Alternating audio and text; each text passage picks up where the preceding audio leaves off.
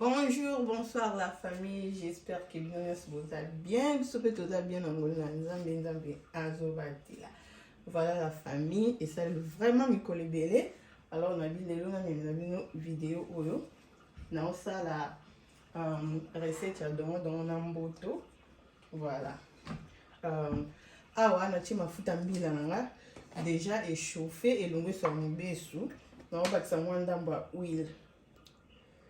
On va mettre huile et là déjà monte et là on a ça là donc voilà awa eza kaka juste ndembi na matungulu voilà mikolo bele na di e on a la recette ya vite voilà donc bon c'était là nango.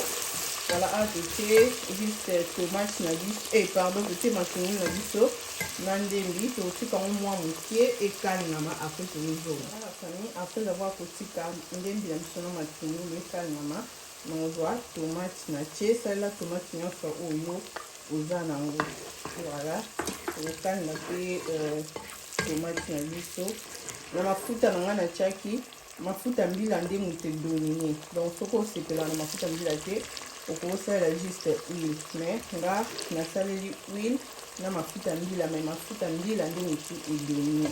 Voilà tokotika sikoyo mpe tomate na biso ebela après tozonga. Voilà famille, awa tomate na biso ebeli après dongo nanga yango na kati yango boye kati yango mike na awa na sauce na kalinga ndabu kalinga dongo nanga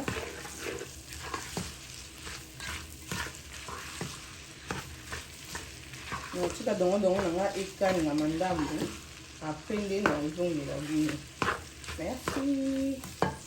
Voilà la famille, dongo nanga ekalinga tomoni zei elongo mais etikali mwa ndamu soko oza motu oyo olinga zei te okontinue na okalima mais nga mpe omoni zei déjà ekei nango mais nalingi etikala ndamu.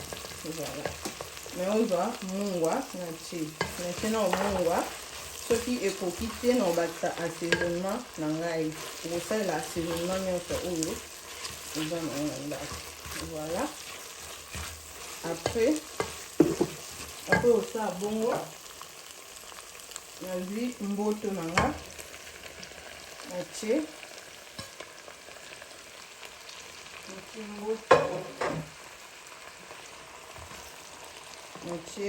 solo nanga mpe na mifaye bien.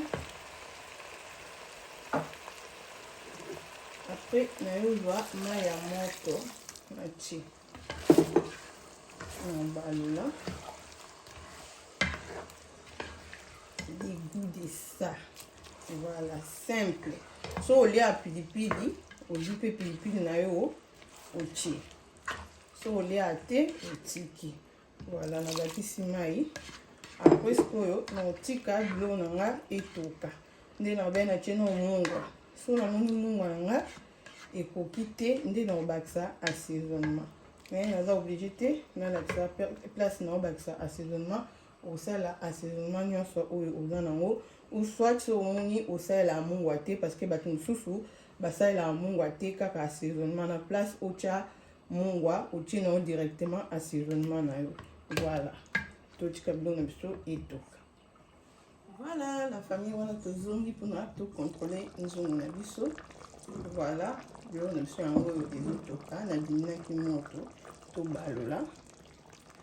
Voilà on a fait vraiment ils simple recette simple et vraiment 8 minutes belé donc des abris 45 minutes ou 1 heure de temps et comme pour même pas 1 heure de temps donc il y a 45 minutes biloko ebeli non 45 1 heure de temps biloko ebeli non voilà la famille recette na biso yango ndé na laksa bino et comme non vraiment na suka yango to présenter bino yango na kati ya sani Donc eza vraiment simple et facile pour nous réaliser. Voilà ce que vous savez dans la recette. Comme d'habitude, aimez, partagez, commentez et que amalan mingi. Pour les autres souki awa tokuta na mbala nsima nzambe na lola abati la bino et bye.